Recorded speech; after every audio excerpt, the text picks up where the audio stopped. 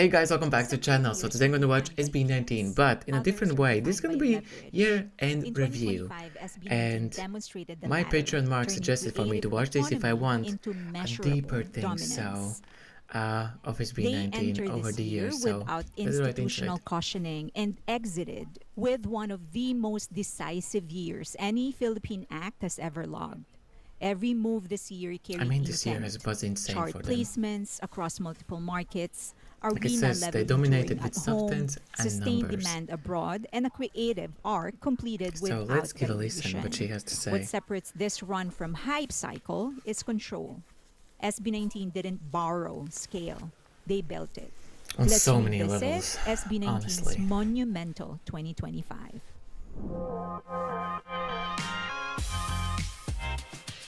Okay, entertainment news. I mean, this is exciting, honestly. First, let's look at the charts. Okay. SB19 kicked off the year with the lead single Damn, released February 28. A high-energy track blending hip-hop, Celtic folk, and EDM that debuted at #1 on Billboard's World Digital Song Sales chart, Yup, they making did. SB19 the first Filipino act to top it. They also landed on United Kingdom's official charts, equivalent of Billboard I Hot did not know 100 that. of UK, at #4 on official single sales chart, That and is really number good. 4 on In official UK. singles downloads chart. While their EP Simula at Wakas landed at #4 on official album downloads chart and #40 on official album sales chart. That is really And good. with no label support, it only means one thing. Yeah. All of this is organic.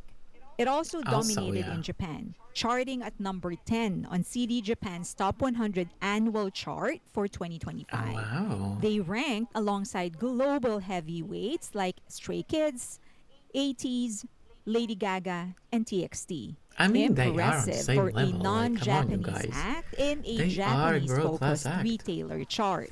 They They're deserve to also be there the with the highest biggest ranking names. Philippine act ever on this Japan-focused retailer's annual bestseller chart. This chart aggregates physical and digital sales of releases from that year, heavily dominated usually by J-pop and K-pop and anime soundtracks. Okay. Concerts and performances. Their Simula at Wakas had a historic kickoff with 2 sold-out nights at the Yeah, epic Philippine thing. Arena, May 31 and June 1, the world's largest indoor arena. First Filipino act Like, to honestly, achieve one of the this, best concerts I getting have seen over through the 100,000 screen in my fans life. in the venue.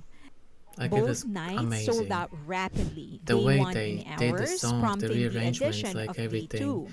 The atmosphere They is also beautiful. offered packages to fans, specifically to those who are traveling from either the provinces or overseas.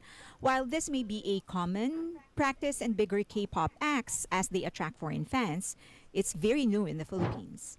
Such a move Yeah. was groundbreaking in the Philippines, and the mere fact that it was sold out mostly by foreign fans proves how big SB19's global fan base is. It's They toured growing across quickly. Asia, Like, North America, I'm an example. Middle I'm in East, Europe. and I'm in Oceania. Latvia. Like, come on now. 21 shows by the end of the year, including standout performances in Taipei, Tokyo, Singapore, San Francisco, Los Angeles, Toronto, Hawaii, Dubai, and more. 10,000.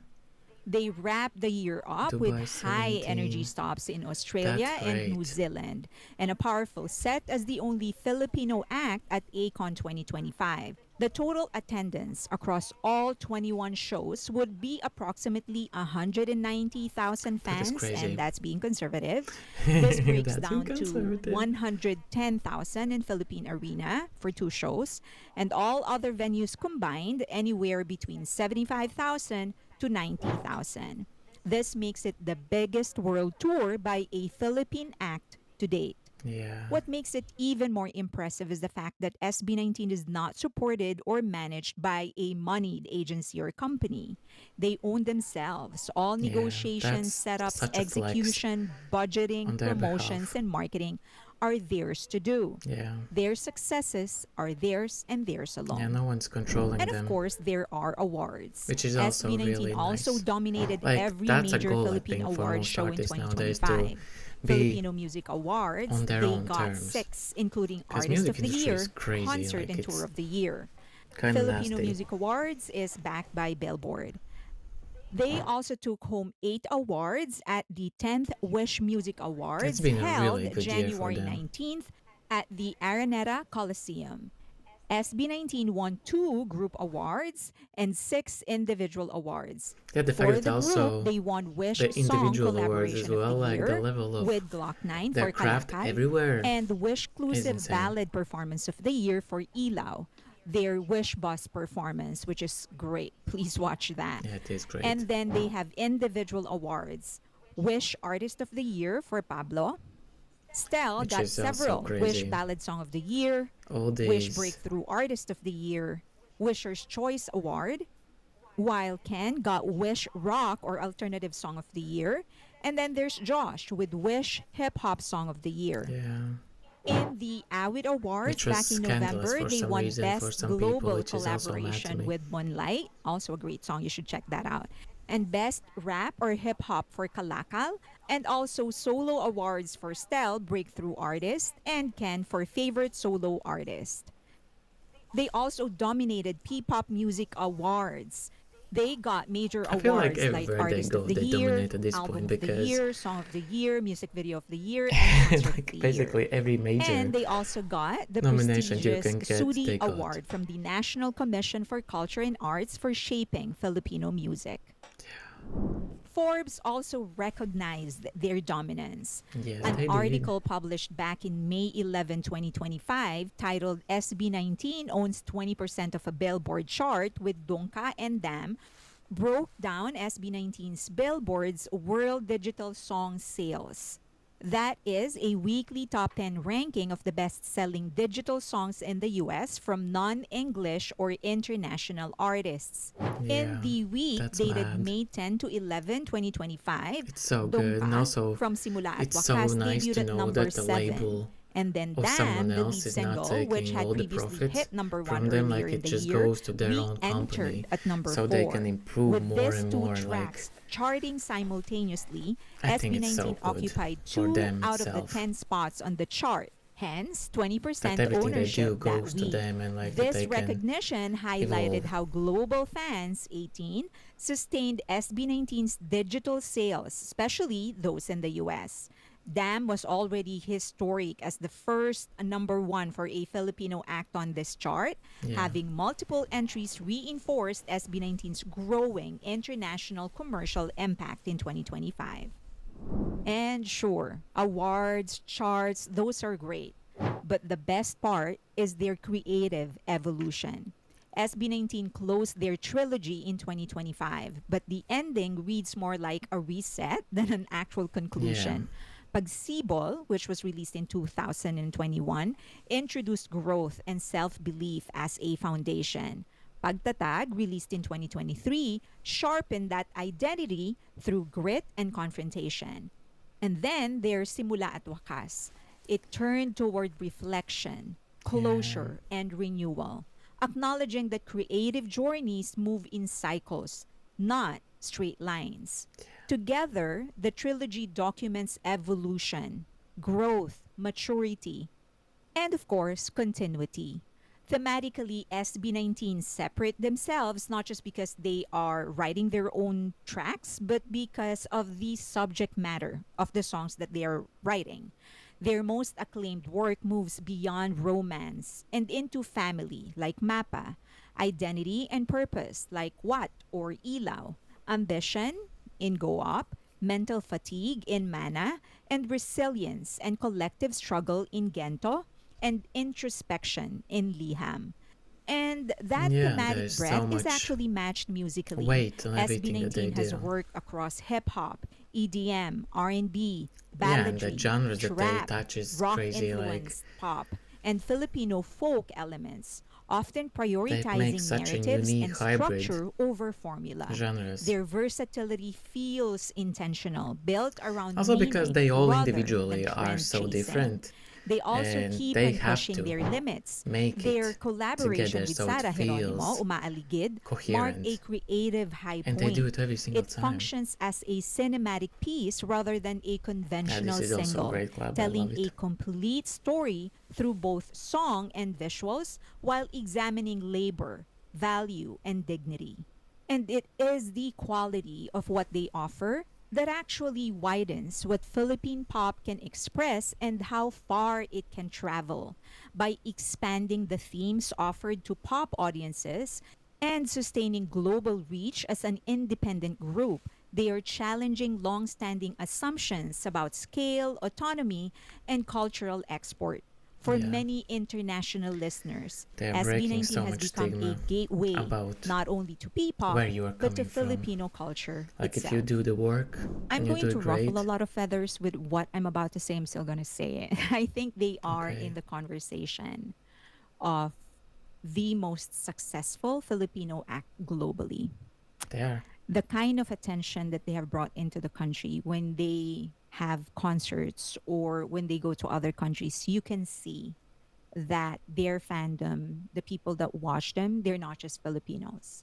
They're made of fans Hmm. from other nations, from other countries. My Are thought was they swiped off as soon as I saw her actually comparable to the kind of talk. success that and popularity of K-pop So I want artists? to listen No. what she has to say. No, but that is that is a separate conversation.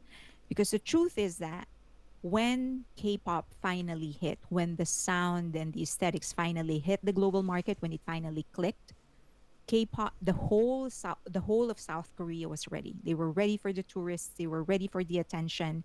They had products that they can Yeah, sell.